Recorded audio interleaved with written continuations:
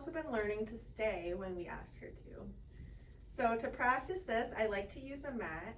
This gives Bella a designated, very structured area that she knows is where she's supposed to be. This can also translate to a go to your mat cue where you can send Bella to go lay in her bed, which would be great in the future. And I think this is just more comfortable for Bella, so why not let her be comfortable and make this enjoyable for her? So to practice the stay, I'm gonna put Bella on the mat in a down position. She kind of rolled herself off the mat, so I'm gonna reset her by tossing a treat. And then I'll bring her back here and point her down. Good girl. I'm gonna feed her for getting into her down because that's still pretty new for her and we want to reward it. Now I'm gonna practice taking some steps away from Bella. First, I'm gonna take one step away. Yes. And then return to feed her. It's important to return to your dog to feed them when they're in a stay because you don't want your dog to ever think that they're allowed to mishear you when you're away from them and get up from their stay. We want to be very clear that when we come back to the dog is the only time that they're going to be able to be released from the stay. They don't get to choose when we're away to release themselves. Bella.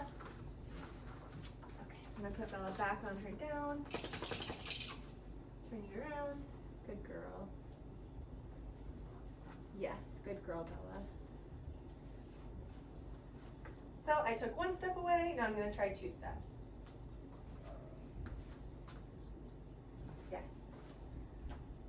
So over time, I'm just increasing the distance that I take away from Bella while she's in this position. And since Bella really has the concept down of staying in place, now I'm going to start adding a verbal cue to this. So I'll say, Bella, stay. Take a step back. Yes. Mark and return to feed her. Bella, stay. Yes. So now that she has this behavior down pretty well, she's able to associate now the word stay with the behavior. Bella, stay. Yes. Good girl. Bella, stay. I'm going to try turning my back to her. Yes. Good girl, Bells. Bella, stay.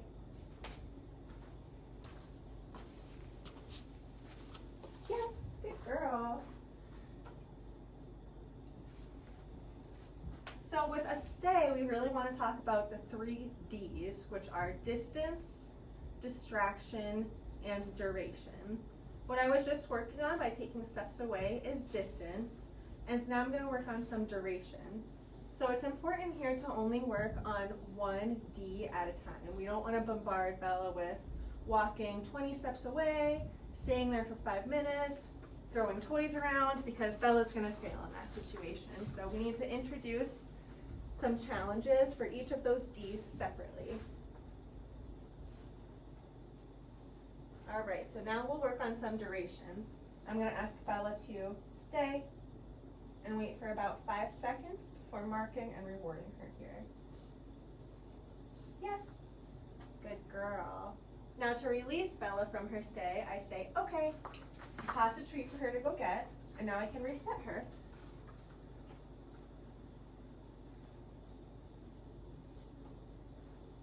Yes, good girl. I'll increase that to about 7 seconds now. Bella, stay.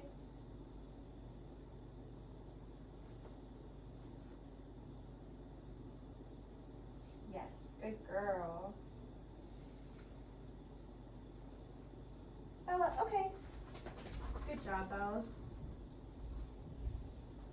So increase the challenge of distance, duration, and distraction separately. So an example of distraction is maybe Bella can stay in place for 10 seconds in a low distraction environment, but you can try to have someone walk in the room and have Bella stay for 1 second and build up to 2 seconds, 3 seconds, and eventually, if we add all of these things in separately, we'll be able to combine them and have Bella stay in place while we walk across the room, start making dinner, which is distracting. She's staying there for a long duration of time, and we've created some distance between us and Bella.